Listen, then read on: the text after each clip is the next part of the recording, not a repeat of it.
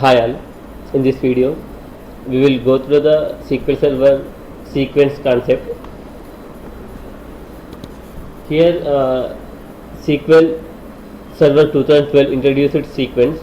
Before that we do not have sequence concept in SQL Server, whereas we have identity concept. So in ANSI SQL 2003 standard method of generating IDs is nothing but sequence here. In SQL, this sequence solves many problems that are not solved by the identity property, and simply we can say a sequence is not an identity. Let's talk about identity property of a table before going to the sequence. Here identity is a TSQL, nothing but transact SQL table property inherited from the whole CBase or Unix. It counts the number of insertions or attempts, not even the successes on one particular machine. So whatever the transaction that we are doing, even whether it's succeeded or failure, the identity property increments the value. This goes back to how the files were managed on Unix systems in the early 1970s. In those days, we needed recorded numbers to locate the data, and we recorded the same thing for all delete operations. Nothing but we taken a flag. The flag will be updated for all the deletes. During the data cleanup, we do deletes of all those data based on the flag that we defined. So this is how we did in our earlier days. And obviously, identity increments its value from physical insertion to physical insertion. So where we can define some gaps, but not that much big gaps or no gems. And identity is not a column, it's a just table property. That means it cannot be worked as a key by its definition. Means in general the key is nothing but a set of columns. Those will be used to identify a row uniquely in a table. Even identity has unique values in a table, but it's not a proper key to identify a particular record. And it is not an integer. However, we can take integer fields as an identity, so we cannot do meaningful math on it, and it is not deterministic. That means if we insert a set of or more number of records into a table, the rows will be inserted one at a time in an order determined by the indexes or internal state of the hardware and number of servers sessions that we configure. Means nowhere we give guarantee that the so and so values have so and so identity value, and some of the records will get some other identity value. It's based on how the internal system works.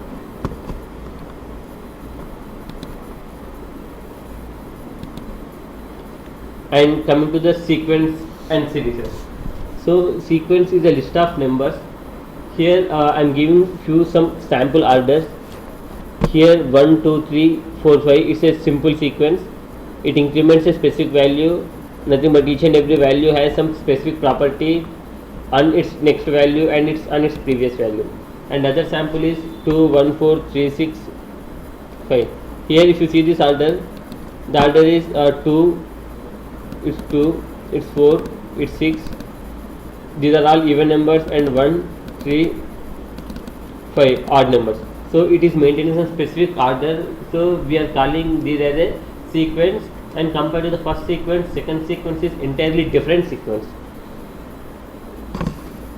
And next thing is series. Here a series is a sum of numbers. It's a very simple example of a series, 1 plus 1 by 2 plus 1 by 4 plus, so which converts to the value of 2, not exactly 2, merely 2. Here the order of terms can change the limit to which the series converges, or it might not. Here if you observe these two, sequence and series are closely related to each other, but sequence is not somewhat like series. And let's see about sequence create statement. This sequence create statement is a schema level object, and it is accessible to any user, and it is not part of a table, and it is not a procedure that belongs to a one user. A user can invoke the sequence with a special syntax that is used wherever an integer value of a sequence data type would work.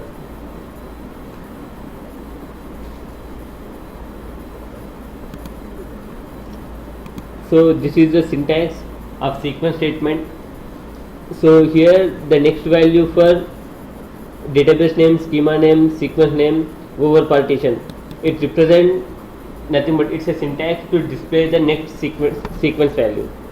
And to create a sequence, this is a syntax: create sequence, schema name, sequence name as built-in integer type, nothing but we can take user defined integer type, and start with what value we need to start. We want to start increment by minimum value or no minimum value, maximum value, no maximum value, whatever value we can give, and cycle repeated values and cache.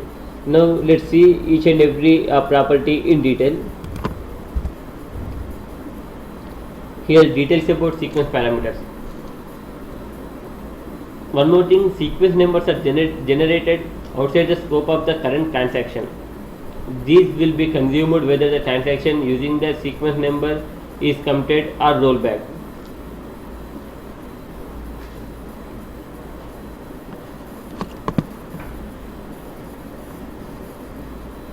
And the properties built-in integer type.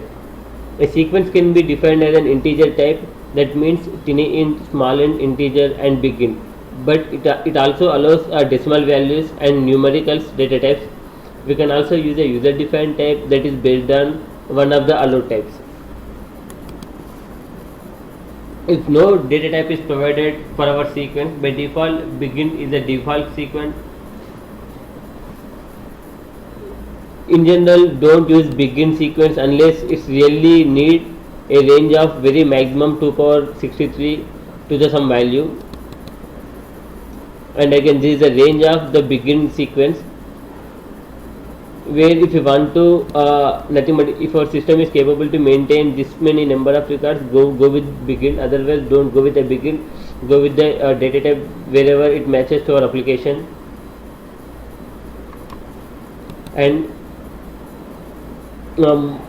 by default this is the largest safest value in the problem space. And start with this is the first value written by the sequence. The start value must be a value between the minimum and maximum value, whatever the values that we are giving for the range of sequence. The default start value for a new sequence is the minimum value for an ascending sequence and the maximum value for descending sequence. Means suppose the minimum start value means if it is an ascending sequence, whatever the minimum value that we are giving, suppose if we are building a sequence for the range 1 to 100, then the minimum value, nothing but the default value is 1. Suppose if you are building a sequence in the descending sequence, then the default value would be the maximum value, that is 100. And simple note, this is a constant, no function, not a function call. And another property, increment by. This value is either to increment or decrement if negative. Nothing but decrement only comes into picture if the value is negative. The value of the sequence for each call to the next value for. If the increment is the negative value, the sequence is descending, otherwise it is ascending. The increment cannot be 0, obviously the default increment for our sequence would be 1. And again this parameter is also a constant, not a function call.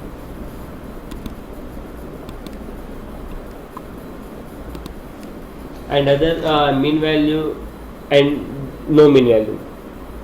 So this mean and max value defines the boundaries for our sequence, and the default minimum value for a new sequence is the minimum value of the data type of the sequence.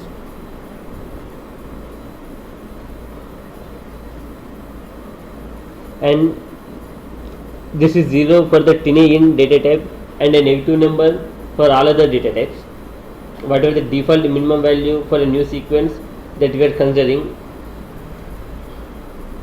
And no minimum value is probably a really bad design choice, probably wanted to 0 or 1.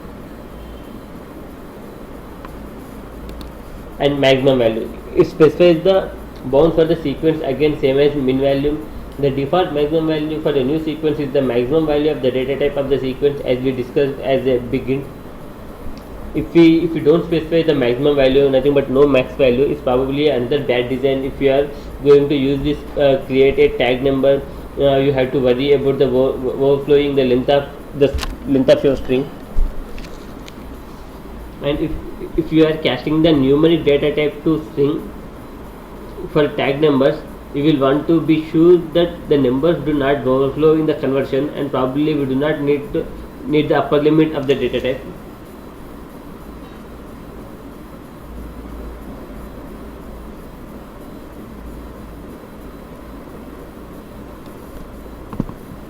And the next is cycle and no cycle property.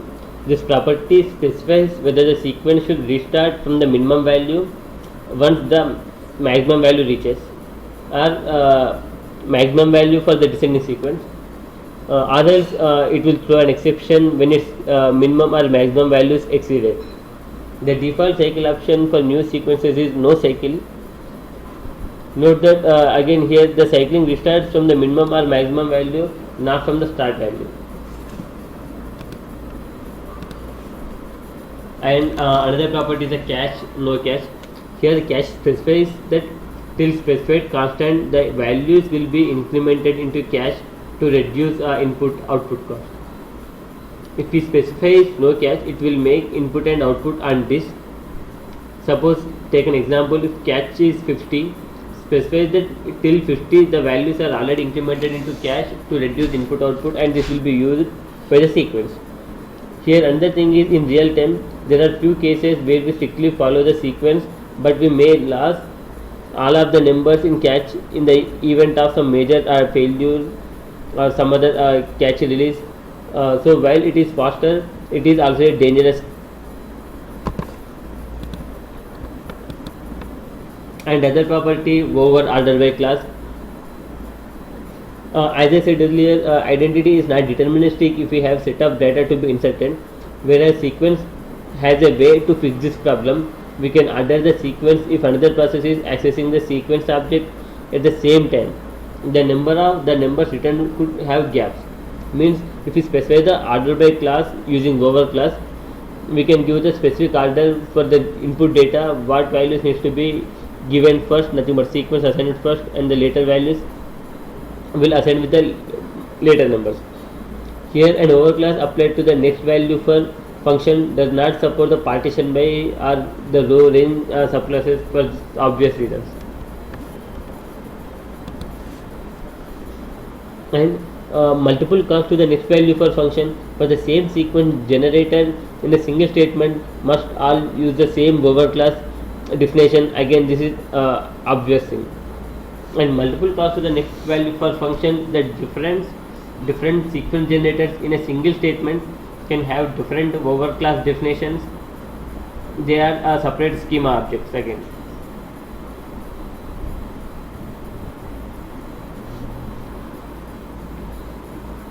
And if all calls to the next value for function in a select statement specifies the overclass, and order by class may be used in the select statement, again the sequence is a separate schema object. Here the overclass is allowed with the next value for function when used in the select statement or insert select statement. The next value for function is not allowed in update or merge statements. It only works for select and insert statements to insert the data or access the data.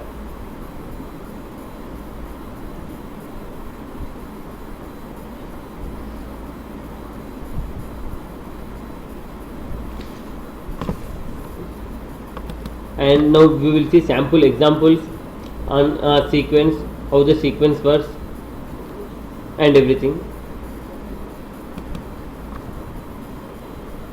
Thank you. We will see those sample examples in our another video.